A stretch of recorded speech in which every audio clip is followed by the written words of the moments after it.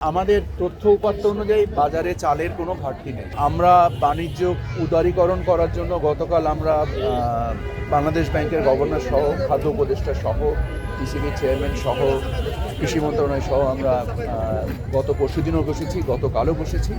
বিষয়গুলোকে বাজারের সরবরাহ ব্যবস্থাকে আরও উন্নত করার জন্য আপাতত আমদানি কেন্দ্রিক ব্যবস্থা নিচ্ছি এবং ব্যাপক আমদানির প্রস্তুতি চলছে।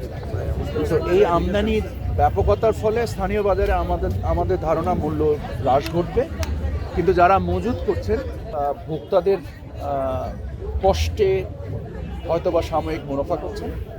আমি আশা করি যে, কারণ আমাদের তথ্য উপাত্ত অনুযায়ী বাজারে চালের কোনো ঘাটতি নেই, সরকারের নিজস্ব যে মজুত সেখানেও ঘাটতি নেই, স্থানীয় উৎপাদনেও তেমন ঘাটতি নেই, কারণ আমরা আমনের ভরা মৌসুম পার করছি এই মুহূর্তে। তো এই মুহূর্তে বাজারে এই মূল্য স্ফীতিটার কোনো যুক্তিসঙ্গত কারণ আমরা দেখছি না।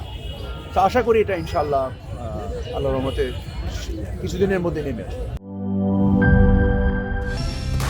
কালার এক্সপার্ট, জর্জ স্যাপ এবং মাইল্ড অন হ্যান্ডস টেকনোলজি সমৃদ্ধ অরিক্স ক্রিস্টাল ওয়াশ আপনার লন্ড্রি এক্সপার্ট।